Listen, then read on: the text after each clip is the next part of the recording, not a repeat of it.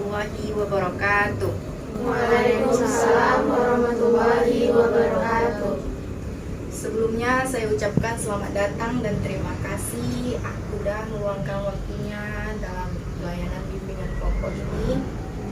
Sebelum dimulainya layanan tersebut, marilah kita berdoa. Berdoa dimulai. Doa selesai. Di sini saya akan menjelaskan bagaimana layanan bimbingan kelompok tersebut.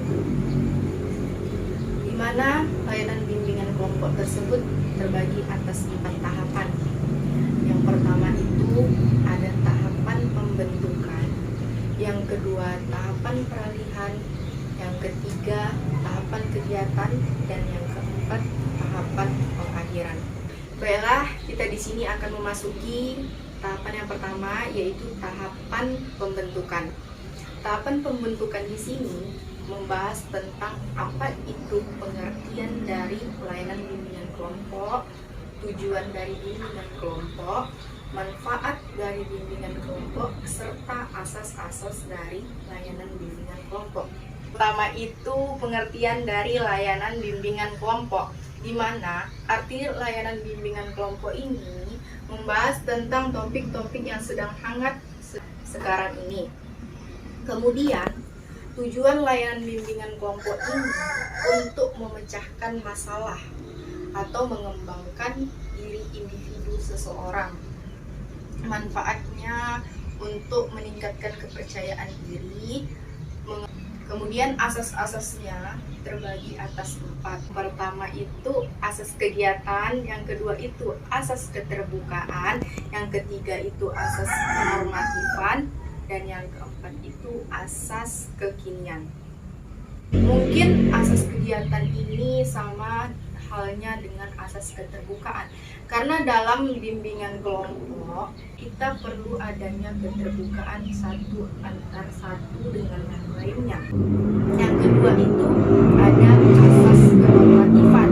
Arti asas kenormatifan ini adanya komunikasi antar satu dengan yang lainnya.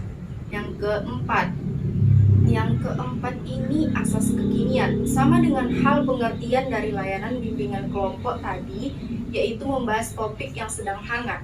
Baiklah, kita membahas tahapan yang kedua, yaitu tahapan peralihan. Di sini, tahapan peralihan itu artinya tahapan yang menjembatani antara tahapan pembentukan dengan tahapan kegiatan atau disebut dengan transisi. Jadi di sini saya ingin bertanya kepada teman-teman, apa yang saya jabarkan atau saya terangkan tadi, apakah kalian sudah paham? Paham. Jadi kita akan membahas contoh topik yang akan dibahas pada layanan bimbingan kelompok ini. Mungkin contoh topik yang dibahas sekarang apa sih? Mungkin sekarang di televisi atau di berita-berita itu mungkin kasus COVID, itu sudah biasa. Kasus COVID terus, asal dibuka kasus COVID yang bertambah setiap harinya. Jadi mungkin itu merupakan contohnya. Kemudian yang akan benar-benar kita bahas dari layanan bimbingan kelompok ini adalah kasus tentang bullying. Di sini mungkin di zaman sekarang mungkin apa sih, labrak mungkin ya.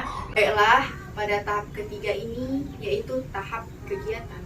Di sini tahap kegiatan ini merupakan tahap inti atau tahap yang penting untuk keberhasilan layanan bimbingan kelompok. Jadi di sini saya akan memberikan contoh topik yang akan dibahas dalam layanan ini, yaitu penilaian sisi positif ataupun negatif dari pembelajaran daring.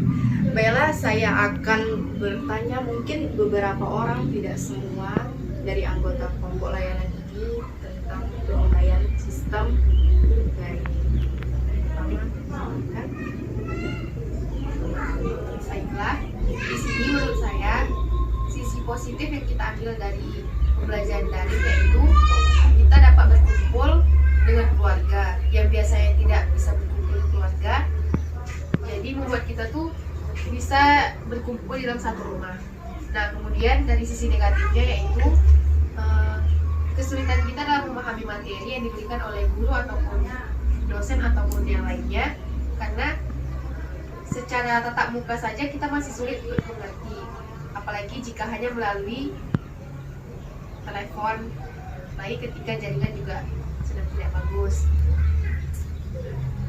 Bella, selanjutnya saya ingin mendengar pendapat atau penilaian dari sisi positif dan negatif pembelajaran daring.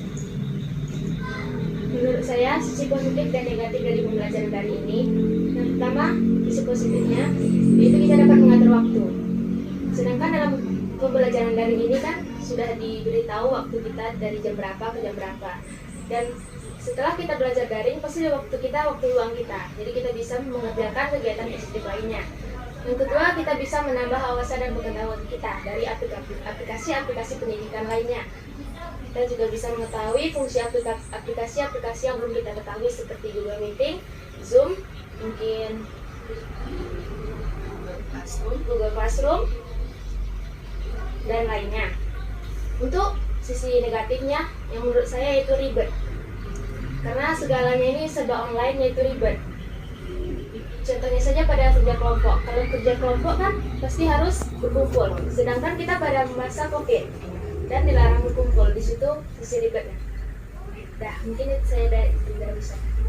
Bella, saya mungkin satu lagi penilaian dari positif dan negatif dari pembelajaran daring.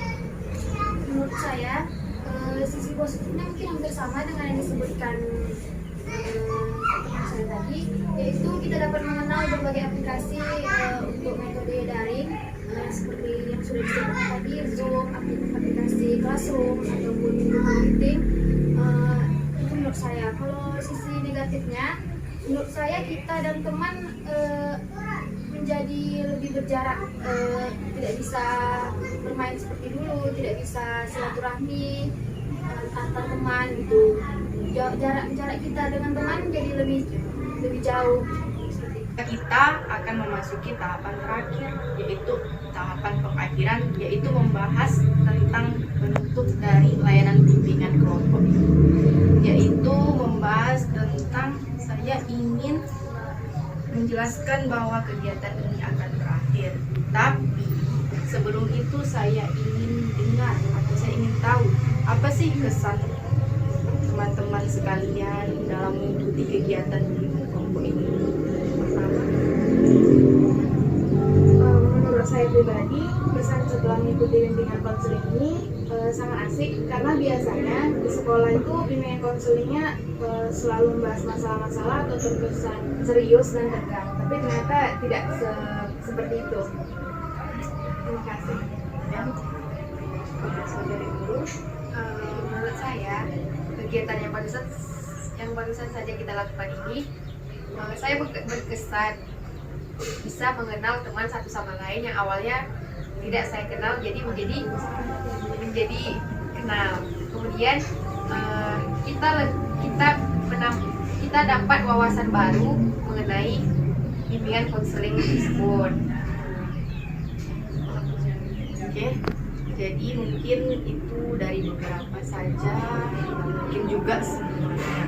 Jadi yang selanjutnya yaitu saya mau bertanya atau saya mau bertanya lah mungkin kan di sini ada bimbingan kelompok, berarti ada kegiatan selanjutnya konseling kelompok. Jadi saya mau bertanya, apakah anggota kelompok ini bersedia untuk mengikuti kegiatan layanan lanjutan? Bersedia atau tidak? Bersedia.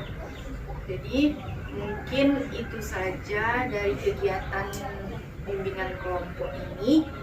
Jika ada salah, saya mohon maaf karena saya juga manusia yang tidak luput dari kesalahan. Saya ucapkan terima kasih kepada teman-teman sekalian sudah meluangkan waktunya dalam layanan bimbingan kelompok ini. Sebelum ditutup, marilah kita berdoa. Berdoa dimulai. Selesai berdoa tadi, maka berakhirlah layanan bimbingan kelompok ini. Marilah kita ucapkan hamdalah. Alhamdulillah, saya ucapkan Wabillahi taufik wal hidayah. Wassalamualaikum warahmatullahi wabarakatuh. Waalaikumsalam warahmatullahi wabarakatuh.